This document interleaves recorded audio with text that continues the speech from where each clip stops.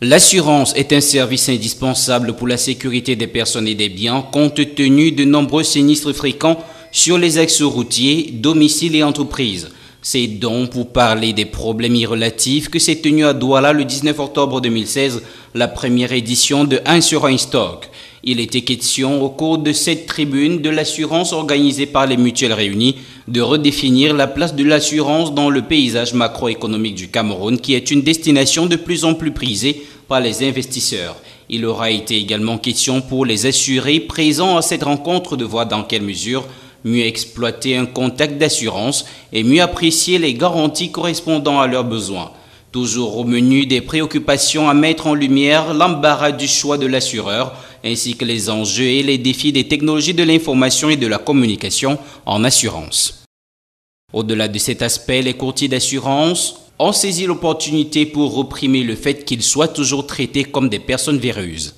On dit qu'on traite les assureurs de voleurs, de bandits. C'est ce qui est dit dans le public. Quand on dit voilà un assureur, tout de suite on dit ah, ce sont des bandits. Mais si, nous ne sommes pas des bandits. Et on le dit pourquoi? Parce que on dit qu'ils ne payent pas les sinistres. Pourquoi s'assure-t-on alors? Mais c'est faux de dire ça. Les compagnies payent beaucoup d'assurance. Nous courtiers, nous luttons pour nos clients, pour que les compagnies payent et les compagnies payent effectivement. Mais le problème, c'est la manière de payer. Le problème, c'est là. Vous avez le paiement, mais avant le paiement, vous avez le règlement. Cette rencontre qui a regroupé les assureurs, opérateurs économiques, chefs d'entreprise, cadres supérieurs, promoteurs de start-up aura été également une opportunité de discuter dans un champ plus étendu du fonctionnement des garanties, de la gestion des sinistres, de l'établissement des responsabilités et de la dimension de l'assurance au-delà du contexte de la protection sociale.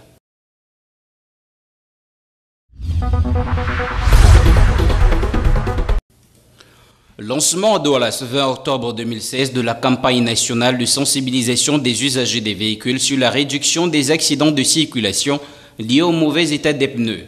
Une initiative de l'association Blue Spirit en collaboration avec la délégation régionale des transports pour le littoral. Il est question d'amener les automobilistes à prendre conscience des risques déroulant du non-respect des règles de la pneumatique. On va l'implémenter sur le terrain à travers les actions permanentes telles les différents documents et supports de campagne que nous allons mettre, le mini-guide du pneu par exemple, qui donne les informations pertinentes qu'il faut connaître sur un pneu et comment l'entretenir, la fiche pratique qui sera distribuée et affichée chez tous les pneumaticiens et on va les former également en ce sens, de manière à ce que monsieur Lambda, qui va voir un pneumaticien quelconque dans la ville ou ailleurs, y trouve cette affiche et sache que le pneumaticien a été formé pour comprendre quelque chose et améliorer l'entretien du pneu. Selon le ministère des Transports, 30% des accidents de circulation sont dus au mauvais état des véhicules et 10% au mauvais état des pneus. Dans cette campagne, il sera mis en évidence des facteurs peu connus tels que la résistance du pneu, la date de péremption, la largeur, le rayon de la jante et la charge supportable, entre autres. Pour mener à bien cette campagne, des activités telles que la distribution des documents et la formation des pneumaticiens ainsi que la communication médiatique seront initiées. Prennent part à cette campagne les responsables d'auto-écoles, des pneumaticiens, des mécaniciens et des sociétés d'assurance. La formation des enseignants dans des écoles qui intègrent les malvoyants, les malentendants, les déficients mentaux et autres handicapés moteurs préoccupe le gouvernement en partenariat avec l'ONG Psych Savers et l'UNESCO. C'est le principal enjeu de l'atelier de renforcement des capacités des superviseurs pédagogiques qui se tient à Yaoundé sous l'égide du ministère de l'Éducation de base et dont l'ouverture des travaux était assurée par Charles Nanga, l'inspecteur général des enseignements, représentant la ministre Youssouf Adidja Halim. Pendant 2 jours, les participants, une centaine au total, venus des 10 régions du Cameroun, seront outillés sur les méthodes de prise en charge des enfants souffrant de quelques handicaps. Il s'agit de capaciter les inspecteurs nationaux d'éducation, les inspecteurs coordonnateurs, les enseignants spécialisés et quelques directeurs d'école sur les techniques de gestion d'une classe inclusive aux fins d'assurer un épanouissement sans stigmatisation des enfants handicapés. Vous savez que nous sommes dans le paradigme de la qualité d'éducation et le principal défi c'est l'inclusion. Il s'agit donc pour le ministre de l'Éducation de base d'amener les enseignants à prendre en compte les capacités motrices et l'autonomie fonctionnelle des apprenants. Alors, l'éducation inclusive, ça renvoie à quoi concrètement? Simplement à ce que tous les enfants d'âge scolaire puissent accéder à l'école et recevoir des apprentissages, quelles que soient les difficultés ou le handicap dont ils souffrent. Il s'agit surtout de ne point discriminer, encore moins de stigmatiser ceux qui souffrent d'un handicap quelconque. Notre souhait, c'est de voir que, à échéance, que tous les enfants, quel que soit leur degré de difficulté ou on va dire de handicap, puissent accéder à l'école du village. C'est-à-dire qu'un enfant handicapé puisse aller dans l'école la plus proche de chez lui et idéalement peut-être avec même son frère ou son camarade qui n'est pas handicapé se tiennent à la main, ils vont dans l'école d'à côté. L'ambition du gouvernement est de susciter l'engagement de toute la communauté éducative pour une cause. Mieux, un programme qui compte à son actif 68 écoles inclusives et pilotes dans les régions du sud-ouest, du centre et de l'extrême nord, histoire d'assurer une meilleure insertion sociale des personnes souffrant d'un handicap.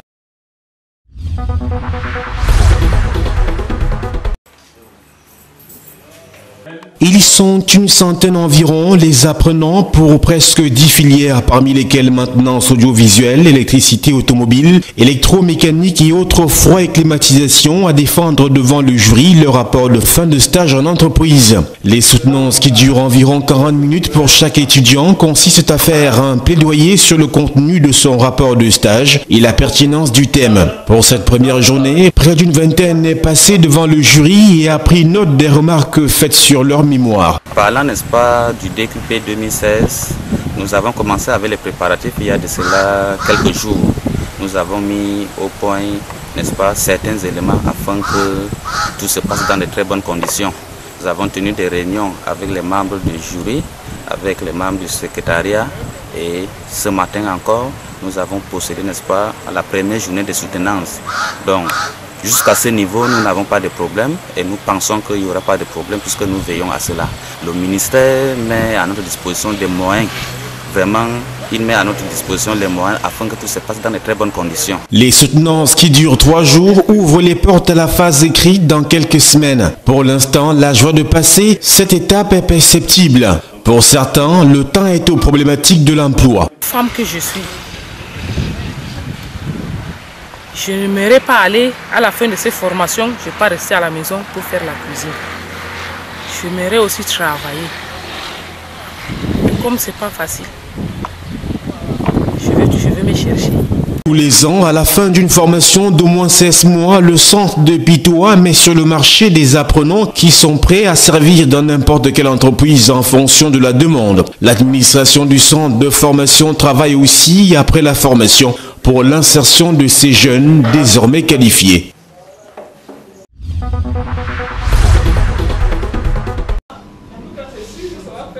Le groupement de la filière bois du Cameroun a organisé ce 19 octobre 2016 à Douala la formation des pères éducateurs dans le cadre du sous-projet prévention VIH chez les autres populations vulnérables.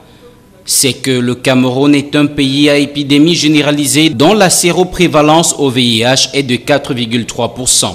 Le coût est élevé au Cameroun, c'est la tranche jeune qui est la plus affectée. Il est donc important de se faire dépister. On amène les gens à s'approprier de la notion de sensibiliser, d'éduquer leurs semblables pour les amener à participer, à se faire dépister, à connaître leur statut. Le Cameroun est dans un processus d'accélération de la mise des personnes sous ARV. Il faut que le maximum de Camerounaises connaissent leur statut et prennent le traitement antirétroviraux. En effet, dans le sous-projet prévention du VIH chez les autres populations vulnérables, le Cameroun a soumis une note conceptuelle qui a été approuvée par le Fonds national de lutte contre le sida, la tuberculose et le paludisme et dont l'objectif de développement vise la réduction de 50% de nouvelles infections à VIH d'ici 2017. Pour ce faire et pour un impact plus fort, le ministère de la Santé publique a souhaité se faire accompagner de différents partenaires dans l'exécution technique et financière de certaines activités de la note conceptuelle. Le groupement de la filière bois a ainsi été sélectionné sous récipiendaire ministère de la Santé, Comité national de lutte contre le sida côté secteur privé pour la mise en œuvre du sous-projet prévention VIH chez les autres populations vulnérables. Les personnes identifiées sont ici les travailleurs de grandes entreprises et pôles économiques, les détenus des prisons et les populations des camps de réfugiés. De manière spécifique, il s'agira d'augmenter chez les populations le pourcentage de personnes sensibilisées et d'orienter vers le conseil de dépistage volontaire anonyme. Étape primordiale pour parvenir à l'atteinte de la couverture universelle de la prise en charge du VIH en accord avec la politique nationale de lutte contre la pandémie. Telle est la mission des pères éducateurs en cours de formation qui auront désormais la lourde responsabilité de venir en aide à ces populations qui traînent encore le pas dans le processus de dépistage volontaire dans les milieux professionnels. Ils sont environ 3000 dans tout le Cameroun.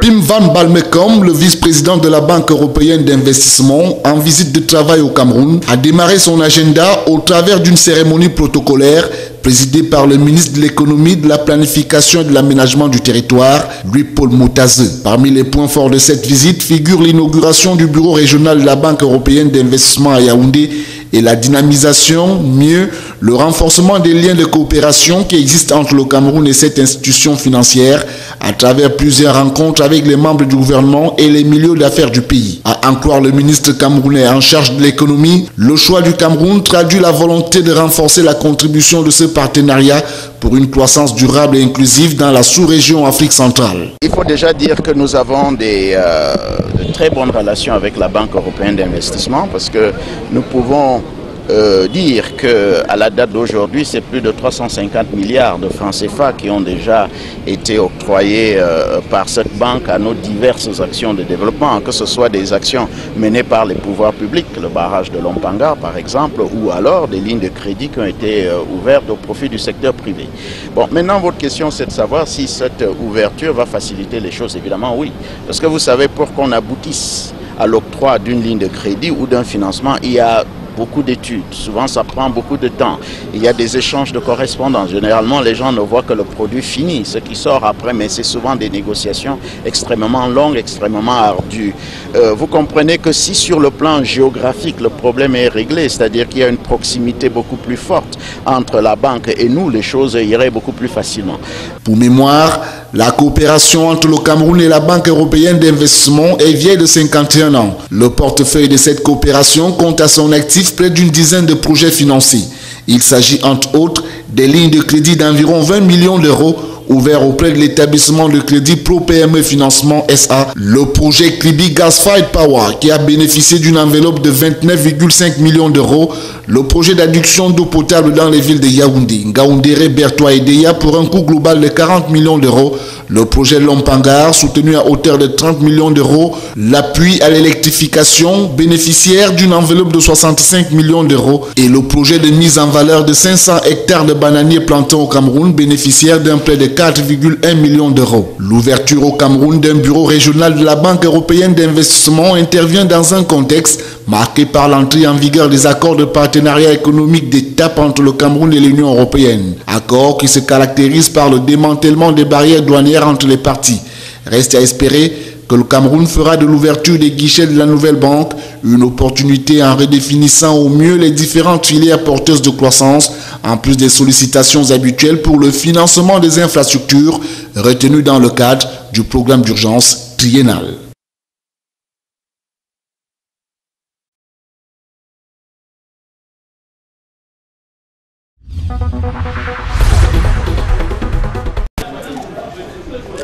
De la bois à l'assiette, consolidant les acquis, c'est sous ce thème que s'annonce la 4e édition du Forum national d'échange entre Bayam Salam et autres acteurs du secteur informel, en abrégé FEBAZI, et la grande foire du Cameroun qui aura lieu du 9 au 13 novembre 2016 au Club Camtel de Bépanda.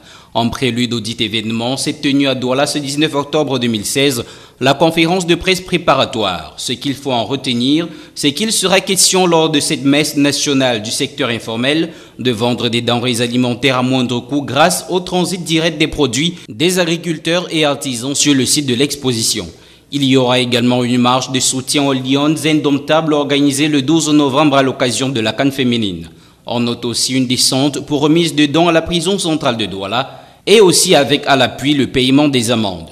Un projet soutenu au niveau national par le ministère des Petites et Moyennes Entreprises, de l'économie sociale et de l'artisanat et à Douala par la mairie de Douala 2e.